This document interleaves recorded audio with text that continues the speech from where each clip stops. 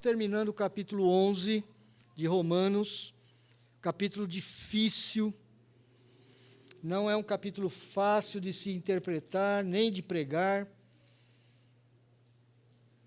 Sabe que uma vez eu encontrei um pastor bem conhecido aí no Brasil, Guilherme de Carvalho. Ele é um homem excepcional, um filósofo, um homem brilhante.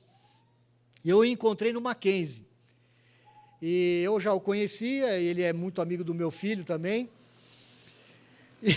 E gozaram que a gente estava conversando, eu já tinha começado a série de Romanos aqui, do Ciene. Aí ele estava conversando e falou assim, e ele é bem experiente, né? E muito competente. E ele falou assim, olha, uma vez eu ia começar a pregar em Romanos lá na minha igreja, fazer uma série de pregações, mas eu fiquei com medo, eu deixei para depois. Eu falei, rapaz, eu já comecei na minha igreja. Será que eu fui muito confiante? Porque realmente Romanos é muito bonito, é muito profundo, mas não é nada muito fácil. Vamos lá, Romanos 11, de 25 a 32. Porque não quero, irmãos, que ignoreis este mistério, para que não sejais presumidos em vós mesmos, que veio o endurecimento em parte a Israel, até que haja entrado a plenitude dos gentios. E assim todo Israel será salvo, como está escrito, virá de Sião o libertador, e ele apacentará de Jacó as impiedades. Esta é a minha aliança com eles, quando eu tirar os seus pecados. Quanto ao evangelho, são eles inimigos por vossa causa. Quanto, porém, à eleição, amados por causa dos patriarcas. Porque os dons e a vocação de Deus são irrevogáveis. Porque, assim como vós também, outrora fostes desobedientes a Deus, mas agora alcançastes misericórdia, à vista da desobediência deles, assim também estes, agora, foram desobedientes, para que, igualmente, eles alcancem misericórdia, à vista de que daqui vos foi concedida.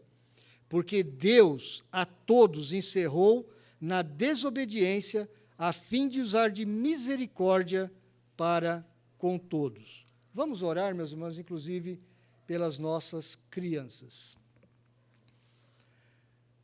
Pai, nós temos aqui o Miguel, o Gabriel e o Davi como representantes de várias crianças que nós temos na nossa igreja. Nós, ó Deus, intercedemos por elas, suplicamos o teu cuidado por esses pequeninos, ó Deus, aqueles que são bebês de colo, como o Isaac, como o Gabriel, também aqueles um pouco mais crescidinhos, como o Miguel, e é um pouco mais crescidinho ainda, como o Davi. Cuida deles, ó Deus, cuida do Noah, cuida do Joaquim, do Samuel, cuida do Daniel, cuida da Bia, tantos outros, ó Deus, são tantas crianças que nós não conseguimos lembrar de todos. Abençoa cada um, Senhor, abençoa nós, pais, para termos amor, graça, paciência, compaixão, sabedoria e dedicação aos nossos filhos.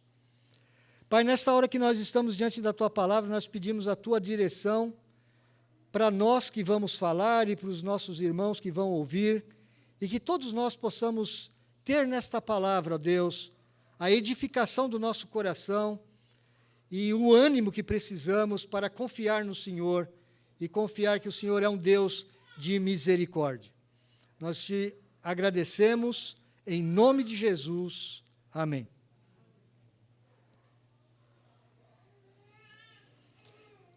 Praticamente, meus irmãos, esse trecho de 25 a 32, Paulo está fechando o capítulo 11, ele está encerrando toda a sua ideia, ele repete algumas ideias aqui, e ele praticamente está concluindo o capítulo. Os versos 33 a 36, na verdade, é uma doxologia, uma palavra de adoração, uma palavra de glória. Não é nem uma continuação do capítulo 11, mas um fechamento de toda essa sessão que vai lá desde o capítulo 1 até o capítulo 11, que é o que a gente chama normalmente uma sessão doutrinária. Até aqui, meus irmãos, Paulo está falando daquilo que Deus é, daquilo que Deus faz, do seu evangelho.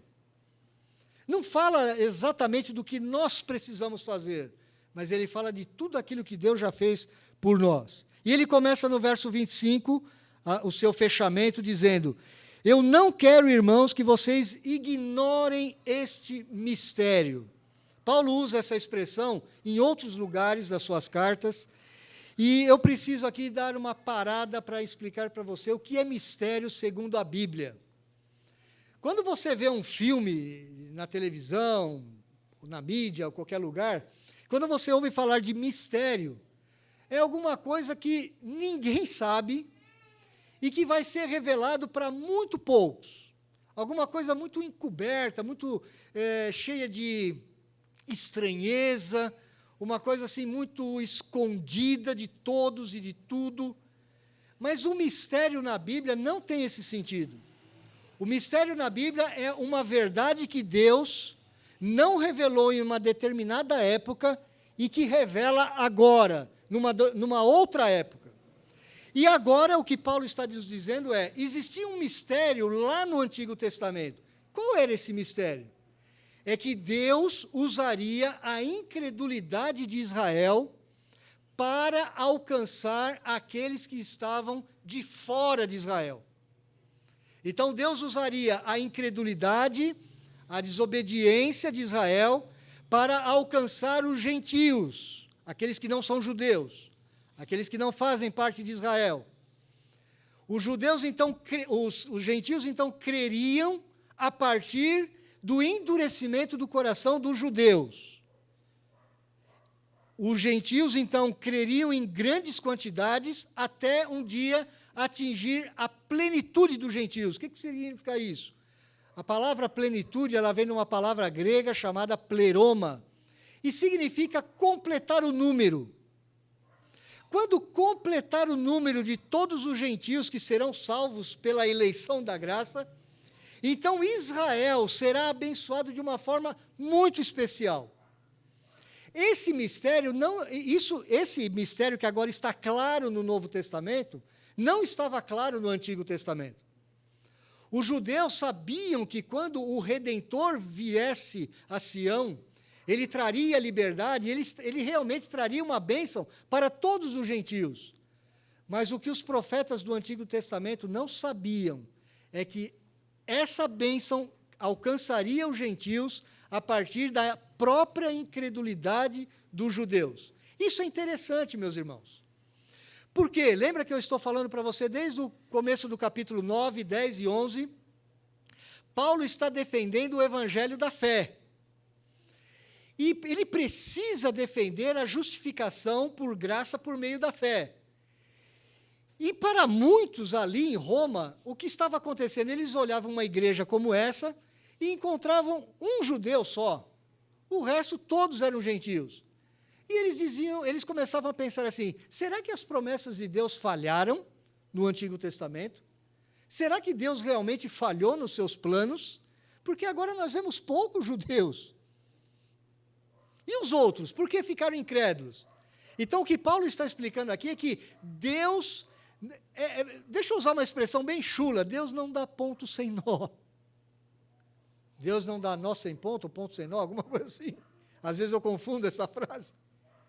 Meus irmãos, Deus ele usa até as situações mais desconfortáveis, ele usa a pecaminosidade humana para cumprir os seus propósitos. Então, aquela grande massa de judeus que não creram, serviu para que muitos gentios abraçassem a fé. E aqueles gentios que abraçavam a fé trariam ciúmes ao povo de Israel. E muitos em Israel começaram a crer. Mas não só isso. As bênçãos que Deus traria para o mundo gentílico estão acontecendo até hoje. E um dia, que ainda não sabemos exatamente como, Deus ainda vai trazer uma bênção muito grande para Israel. Deus não abandonou as suas promessas por causa dos patriarcas. Nós vimos isso no domingo passado à noite. A raiz, da oliveira. Deus havia feito uma promessa para os patriarcas e ele vai cumprir. Esse é o mistério. E então ele diz para os gentios, para que não sejais presumidos em vós mesmos, que veio o endurecimento em parte a Israel, não para todo Israel, até que haja entrado a plenitude dos gentios. Meus irmãos, nós estamos nesse processo. Os mais recentes convertidos aqui, deixa eu ver, se eu não vou errar, é a Ana. Você não escapou, os outros aqui parecem que são crentes há mais tempo. A Ana é a crente mais nova que nós temos aqui na igreja. A Ana é um dos números desses gentios que Deus está trazendo pela eleição da graça.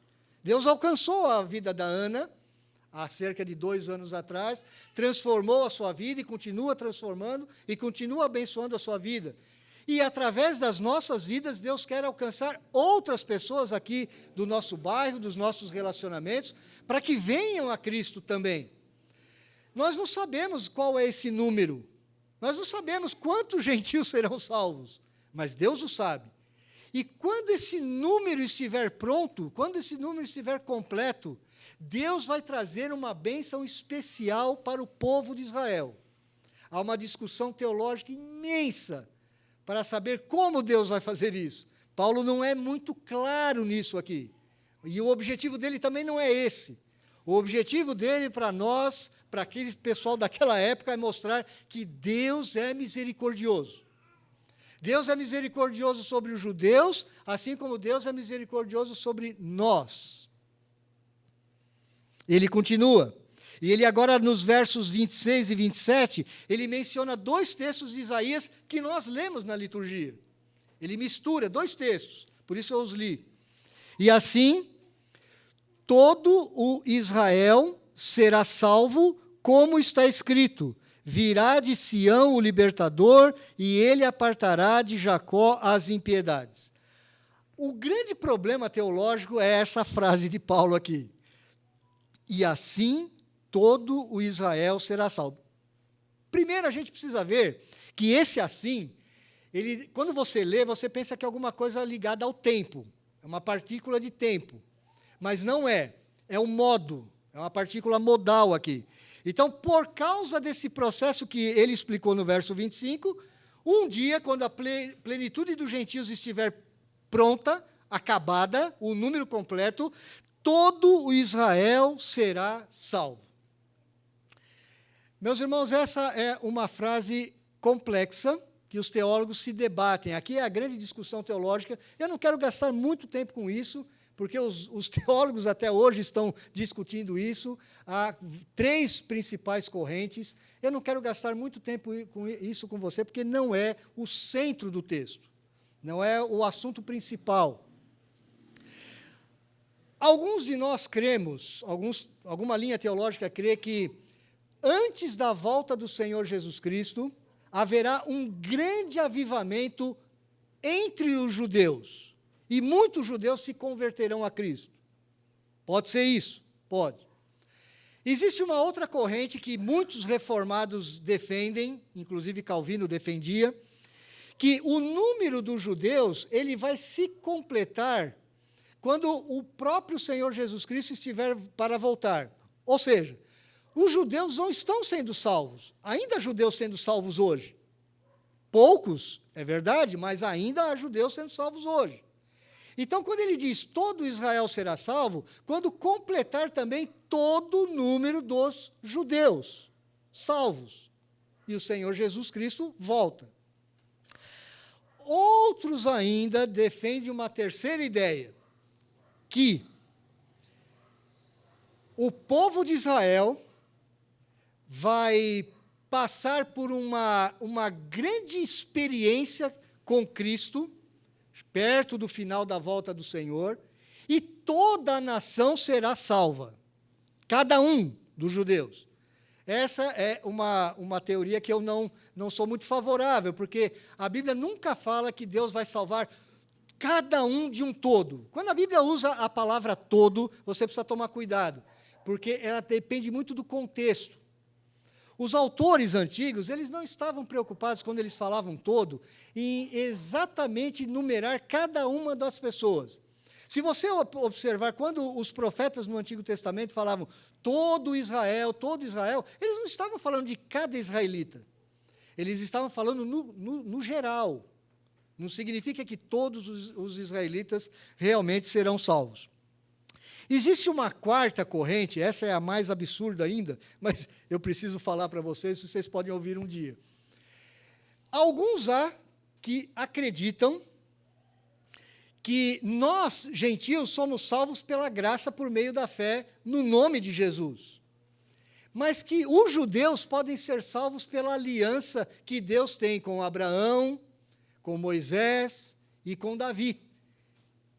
Essa é uma hipótese improvável, porque o próprio Paulo está falando aqui no capítulo 11 que só existe um modo de ser salvo, pelo nome do Senhor Jesus Cristo. Não tem duas tábuas de salvação, só existe uma maneira de se salvar, e é por meio da fé em Jesus Cristo. Mas o fato é que a promessa do Antigo Testamento é que virá de Sião o libertador, e ele apartará de Jacó as impiedades. Quem é o libertador? É o próprio Senhor Jesus Cristo. E é Ele que afasta de nós as nossas iniquidades. É Ele que perdoa os nossos pecados. Agora, por que Ele perdoa os nossos pecados? Porque nós somos especiais? Porque nós somos melhores? Porque nós fazemos alguma coisa? Será que tem alguma atitude religiosa que eu preciso ter para Deus perdoar os meus pecados? Não, assim como não eram para os judeus.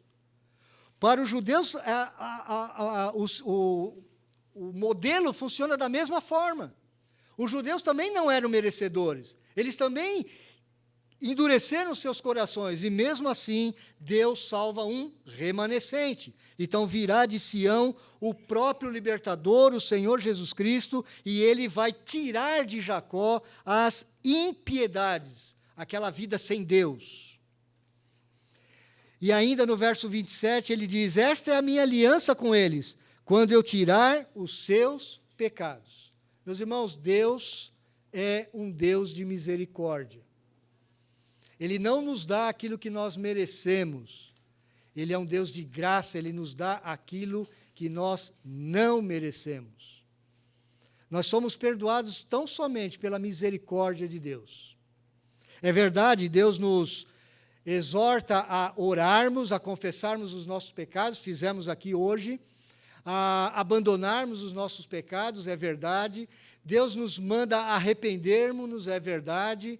Mas mesmo a nossa oração de confissão e nem o nosso arrependimento é tão perfeito que poderia remover os nossos pecados. No fundo, é a própria misericórdia de Deus, unilateral, que perdoa os nossos pecados. Do verso 28 até o verso 32, ou melhor, até o verso 31, ele vai mostrar qual é a situação de Israel. Quanto ao Evangelho, os judeus são inimigos por vossa causa. Por causa de quem? Nossa, gentios. Lembra disso? Os judeus incrédulos, Deus endureceu o coração daqueles que eram incrédulos, eles se tornaram inimigos do Evangelho, e por que Deus usou tudo isso? Para alcançar a mim e a você, brasileiros, no século XX e no século XXI. Quanto, porém, à eleição, eles são amados por causa dos patriarcas. Nós já vimos isso domingo passado. Paulo está reforçando, ele está repetindo a ideia. Eles são eleitos de Deus. Meus irmãos, tem uma ideia de santificação ou de santo que às vezes nós temos dificuldade de entender, até por causa do nosso arcabouço católico romano. Na concepção católico-romana, quando você chama alguém de santo, é alguém que atingiu um padrão de santidade perfeita, que chegou próximo de Deus. Então, os próprios católicos não têm esse costume de chamar os irmãos de santos. Nós somos santos de Deus. E por que nós somos santos? Porque Deus nos separou. O conceito de santo é, nós somos separados. Em Coríntios, por exemplo, Paulo, ele quando trata, por exemplo, quando você tinha um casal na igreja de Corinto, em que um era crente e o outro não era crente, e aqueles irmãos estavam tendo dúvidas se realmente apresentavam os seus filhos ao batismo. E Paulo então diz assim para eles: olha, os seus filhos são santos por causa do cônjuge santo, do cônjuge crente. De outra sorte, eles seriam impuros. Então, as nossas crianças, elas entram na aliança por causa da santidade, dessa separação que Deus faz. Inclusive, Paulo, lá em Coríntios, fala o seguinte: o marido incrédulo, ele é santificado no convívio da esposa crente, e vice-versa. Então, meu irmão ou minha irmã que é casado com um cônjuge não crente, o seu cônjuge não crente, ele recebe as bênçãos da aliança que Deus tem com você. Isso não significa que ele é salvo, mas significa que ele recebe as bênçãos da aliança. Ele é santificado. É estranho isso. Quando você olha e fala assim: mas Paulo, você está falando então que o meu cônjuge incrédulo é santificado no convívio comigo, crente? É isso mesmo. Mas significa que ele é salvo? Não.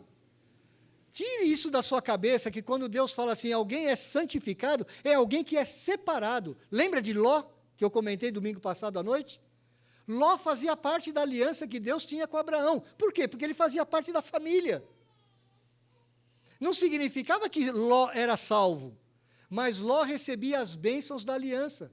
Por isso que nós batizamos as nossas crianças pequenas. A minha irmã Adriana, como credo batista que é, não batizam crianças lá. Mas por quê? Porque eles entendem que alguém só pode ser batizado se professar a sua fé. Nós cremos de forma diferente. Nós cremos que uma criança como o pequeno Isaac, o Gabriel e outras crianças pequenas da nossa igreja, eles são batizados porque eles fazem parte da aliança que nós, pais, temos com Deus.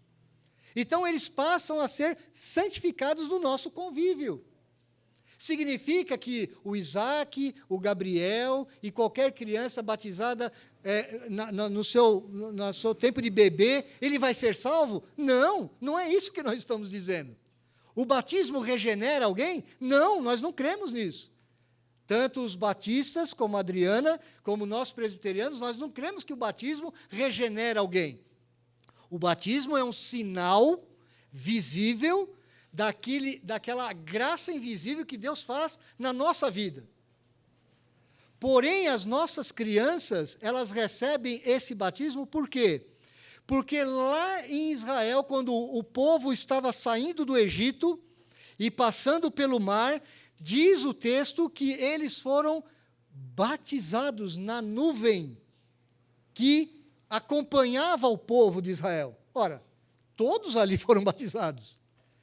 Todas as crianças pequenas, os bebês, todos foram batizados. Porque Deus estava criando uma aliança com aquele povo. Nós não cremos que o batismo, como na Igreja Católica Romana, ele regenera a pessoa. Ele faz a pessoa nova, o próprio ato do batismo. Tanto nós, como os batistas, os pentecostais, os metodistas, nenhum evangélico crê nisso. O batismo não tem esse poder, não é uma ação mágica.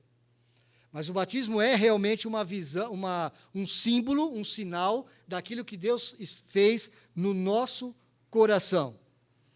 Então, essa é a ideia. O povo de Israel ainda é amado por Deus. O povo de Israel faz parte da eleição. O povo de Israel foi eleito por Deus. Isso significa que aqueles judeus que estão lá hoje, incrédulos, eles são salvos? Não, de forma alguma. Eles têm mais possibilidade de olhar para as Escrituras e testificar: Jesus era o Messias. Eles têm muitas bênçãos. É o que Paulo diz logo no comecinho do capítulo 9. Você deve se lembrar disso. Ele diz assim: são israelitas, pertence-lhes a adoção e também a glória, as alianças, a legislação, o culto, as promessas. Deles são os patriarcas, deles e também deles descende o Cristo, segundo a carne, o qual é sobre todos, Deus bendito para todos sempre. Ou seja, os judeus têm bênçãos da aliança. Assim como as nossas crianças pequenas, e aí agora eu falo para os pais de crianças pequenas, essas crianças, como o Noah já foi batizado? Já. O Noah, o Isaquinho que vai batizar, o Gabriel que vai batizar, o Miguel, o Davi, eles fazem parte da aliança. Eles estão debaixo do guarda-chuva dos seus pais. Eles recebem as bênçãos de ter a palavra, de participarem do culto. Às vezes você pensa assim, o Miguel não está prestando atenção em nada, o Davi também não, ele é muito pequenininho. Você que pensa. Você que pensa. O Espírito Santo está trabalhando no coração dessas crianças conforme o entendimento deles. E eles estão sendo abençoados aqui na convivência do povo da aliança. Foi assim em Israel e é assim hoje. Agora, os pais têm a responsabilidade de educar os filhos na palavra, ensinar o Evangelho, aplicar o Evangelho, não só ensinar, meus irmãos, mas aplicar o Evangelho. Às vezes você ensina para a criança uma doutrina evangélica, mas você não consegue aplicar aquela doutrina à criança. A esposa atual do meu irmão, a Rosana, uma pessoa adorável, maravilhosa. Nós todos amamos a Rosana na nossa família. Mas Rosana não é crente. Não é crente. E ela é bem transparente com relação a isso, e nós somos muito transparentes em relação a ela também. E ela nos ama, ela ama a nossa família, maioria crente, e nós também a amamos. Rosana estava me falando hoje, é a segunda vez já que ela me fala isso. Há cerca de 1 ano e pouco atrás, Rosana tem muitas perguntas, ela tem muitas dúvidas. E há cerca de 1 ano e pouco atrás, a mãe dela estava à beira da morte, estava com câncer em fase terminal, e eu fui visitá-la. Rosana estava ali, a sua mãe numa cama, e ela tem uma irmã de criação que ela considera uma irmã muito, muito querida, que morreu também, um pouco tempo depois, foi uma perda muito, muito grave para a Rosana. E a gente estava conversando ali, e eu procuro assim, eu sou muito brincalhão, e a gente estava conversando sobre várias coisas, e a Rosana tinha me feito algumas perguntas espirituais a respeito da fé. Ela estava num momento muito difícil, e eu percebi que ela tinha algumas dificuldades de entender como que Deus, como que é confiar em Deus, como que é obedecer a Deus. Ela tinha algumas dificuldades. Mas aí a conversa mudou de rumo, né, como a gente fala, é assim que fala lá no interior, mudou a prosa, né, Samuel? A prosa mudou de rumo, e nós começamos a falar sobre a sua filha pré-adolescente, agora adolescente, a Larissa. E a Rosana estava falando da dificuldade que é educar um filho adolescente e tal, conversamos, papapi, papapá. Aí ela falou assim, uma coisa mais ou menos assim para mim: olha, Pedro, eu tento pela conversa, eu converso muito com a Larissa, a gente troca muita informação, eu sou muito transparente com ela. Só que tem uma hora, tem momentos que o filho pré-adolescente ou adolescente, você tem que chegar e falar assim, é assim e acabou, e obedece. E ela me obedece. E nessa hora o Espírito Santo tocou no meu coração. E eu falei assim para a Rosana, Rosana, por que ela te obedece? Ela olhou para mim, falei, nunca parei para pensar nisso. Será que foi só porque você foi mais dura com ela e falou, você tem que me obedecer e acabou? Sabe por que ela te obedece? Porque ela confia em você. Porque você a ama. Por isso ela te obedece. Você entende agora aquilo que eu vinha falando com você a respeito de Deus? Por que nós queremos obedecer a Deus? Nós muitas vezes somos como crianças, meus irmãos. A gente é teimoso, a gente quer fazer as coisas do nosso jeito. E Deus às vezes fala assim para nós, faça desse jeito. E por que às vezes a gente pega e fala, está certo, Deus, eu vou fazer desse jeito? Porque nós confiamos nele. Isso é aplicar o Evangelho, meu irmão.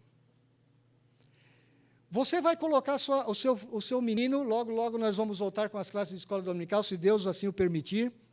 Os irmãos aí da equipe de obras estão trabalhando rápido e tem muita coisa sendo feita aqui, logo, logo está pronto.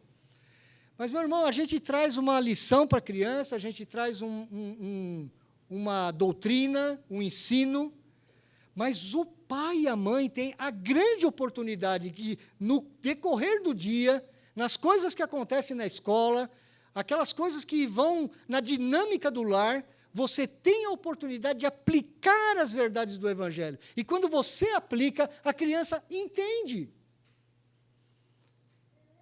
Porque você sabe que é difícil colocar conceitos abstratos no coração de uma criança pequena. Ela pensa concretamente. Ela não pensa abstratamente. Não é assim, Beto? Beto já teve essas experiências. Embora o Espírito Santo faça coisas extraordinárias, além da nossa compreensão, não é verdade? Mas nós precisamos ter sabedoria e aplicar o Evangelho às nossas crianças. Mas elas são abençoadas pelo pacto, porque estão debaixo da aliança que Deus tem conosco. Então, mesmo que você for um cônjuge e você, irmão, tiver um cônjuge não crente, não desanime. Porque o seu cônjuge incrédulo, ele é abençoado por causa de você. Ele vai ser salvo? Não. Eu estou dizendo que é para você casar com gente incrédula? De jeito nenhum. É um pepino casar com gente incrédula. É difícil, há problemas, há grandes dificuldades, há muitas lutas. Se casar com um crente já é difícil, não é, Samuel? É fácil aguentar a Nilda? Não é difícil. É fácil aguentar o Samuel, Nilda? É difícil. Mas porque são crentes. Tem o coração dócil, e já não é fácil.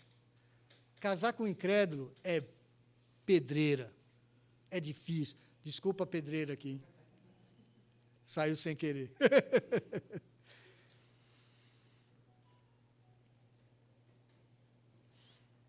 Mas Paulo continua nos dizendo, então, que os judeus são amados por causa dos patriarcas, porque os dons e a vocação de Deus são irrevogáveis. Ah, meus irmãos, que coisa linda. O nosso Deus não muda. Nós mudamos. Nós pisamos na bola. Nós falhamos. Os judeus também falharam, e muito. Mas o que Paulo está dizendo é que os dons e o chamado de Deus não mudam, não são revogáveis. Deus não tira as suas promessas. Deus faz promessas para nós e Ele as cumpre por causa do nome dEle e não por causa da nossa fidelidade. Porque assim como vós também, e aqui ele está falando para os gentios, outrora fostes desobedientes a Deus, e não era essa a nossa situação, meus irmãos? Aqueles que foram salvos na idade adulta. Mas agora alcançastes misericórdia à vista da desobediência deles. Você percebe uma coisa interessante aqui? Eu vou repetir, verso 30. Porque assim como vós, brasileiros que estão aqui no Jardim Fortaleza, vós também, outrora fostes desobedientes a Deus, mas agora, o que ele fala aqui? Agora vocês se tornaram obedientes? Mas agora alcançastes misericórdia. O que sustenta a nossa vida, meu irmão, é a misericórdia de Deus. O que alegra o nosso coração é a misericórdia de Deus. O que sustenta a nossa fé é a misericórdia de Deus. À vista da desobediência dos judeus, assim também estes, os judeus, agora foram desobedientes para que, igualmente, eles alcancem misericórdia. Como é que os judeus vão ser salvos? Pela misericórdia. O judeu nunca vai ser salvo pelas obras da lei. Nunca. Judeu não vai ser salvo porque ele guarda as alianças de Moisés, de Abraão e de Davi. Ninguém vai ser salvo porque constrói templo. Nós somos salvos pela graça e pela misericórdia de Deus. Agora veja o verso 32, quando ele conclui e fecha a ideia. Porque Deus a todos encerrou na desobediência, a fim de usar de misericórdia para com todos. Esse todos aqui, meus irmãos, não significa que Deus vai salvar cada pessoa da raça humana. Esse todos aqui é a ideia do contexto, lembra que eu falei? Ele está falando sobre judeus e gentios o tempo todo no capítulo 11. O que Deus está falando aqui, o que Paulo está falando, iluminado e inspirado pelo Espírito Santo no verso 32 é: Deus é como se Ele tivesse jogado toda a humanidade num calabouço. Todos estão encerrados, presos pela desobediência. Essa é a condição do ser humano. Essa é a sua condição, é a minha condição. Todos nós estamos escravos da desobediência. Para quê? Para que Deus usasse de misericórdia para com todos os tipos de homens. Não há outro modo de se salvar. Todos nós somos salvos pela misericórdia de Deus. Lembre-se dessa palavrinha durante toda a semana, meu irmão. Misericórdia. Sabe o que eu mereço? A única coisa que eu mereço é o inferno. Tenho mais nada que eu mereço. Eu não mereço nem estar vivo. A única coisa que eu e você merecemos é o inferno. E Deus não nos vai dar o inferno, não nos deu, não nos dá e nem nos dará o inferno. Por quê? Por causa da sua misericórdia. Éramos desobedientes, mas Deus agora usou da sua misericórdia para perdoar pecados. Esse é o nosso Deus. Esse é o Deus que Paulo prega. Esse é o Deus que Paulo está pregando para judeus e gentios. Nós dependemos de um Deus de misericórdia. De um Deus que não nos dá aquilo que realmente nós merecemos. Meus irmãos, você percebe que isso faz com que você seja mais grato na sua vida? Se você se levantar a cada dia que você levantar da cama, você fala: Senhor, obrigado, porque hoje eu estou vivo, tão somente por causa da tua misericórdia. Eu não tenho direito, no dia de hoje, que nada dê certo na minha vida. Nada. E o que a gente faz, meu irmão? Por que a gente passa o dia e quando as coisas não vão bem, a gente reclama, a gente chuta o cachorro, a gente reclama com o vizinho, a gente briga com a mulher, a gente briga com os filhos, a gente é mal educado com os outros? Por que a gente é assim? Porque nós estamos, na verdade, cheios de direitos. Nós nos esquecemos dessa verdade, tão simples, tão objetiva de Paulo. E porque nós esquecemos, nós achamos que temos tanto direito de ser feliz. E é o que se mais fala hoje em dia, né? Eu tenho direito de ser feliz. A gente não tem direito nem de estar vivo, meu irmão. Se você levantar pela manhã, amanhã segunda-feira, dia de trabalho, dia de trampo, dia de luta, dia de pagar contas, dia de enfrentar aquele chefe, às vezes ranzinza, dia de enfrentar grandes desafios. Se você se levantar pela manhã e se lembrar desta pregação de hoje, lembrar: Senhor, muito obrigado, porque a tua misericórdia se renovou nesta manhã sobre a minha vida. Eu não mereço nem estar abrindo meus olhos. Tudo que vier é lucro, Senhor. Sabe o que vai acontecer? Quando você for tomar o seu café da manhã, você fala: Senhor, que bênção ter um café da manhã para tomar. Eu não merecia isso. O Senhor está me dando café da manhã, um pãozinho, um leitinho com café. Vai passando o dia, podem vir lutas, podem vir dissabores, pode vir gente chata no meio do caminho, pode vir gente que seja injusta com você, e você fala: Senhor, tem misericórdia daquela pessoa, porque na verdade eu não merecia nada. Talvez o que ele falou de mim seja injusto, mas na verdade eu sei mesmo que eu sou muito pior do que ele está falando. Então, Senhor, abençoa ele para que ele não seja assim tão rude, mas acalma o meu coração, porque eu sei que na verdade eu não mereço nada. Eu já estou vivo. Você entende como é importante você entender que é a misericórdia do Senhor que sustenta a nossa vida? Era por isso que Paulo sofria da parte dos próprios judeus toda aquela injustiça, e ainda ele buscava alcançá-los. Porque ele mesmo sabia que ele era o alvo da misericórdia de Deus. Eu e você, cada um de nós aqui, estamos na mesma situação, meu irmão.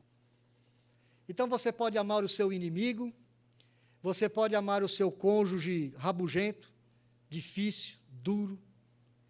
Você pode amar o seu patrão injusto, explorador, duro demais com você.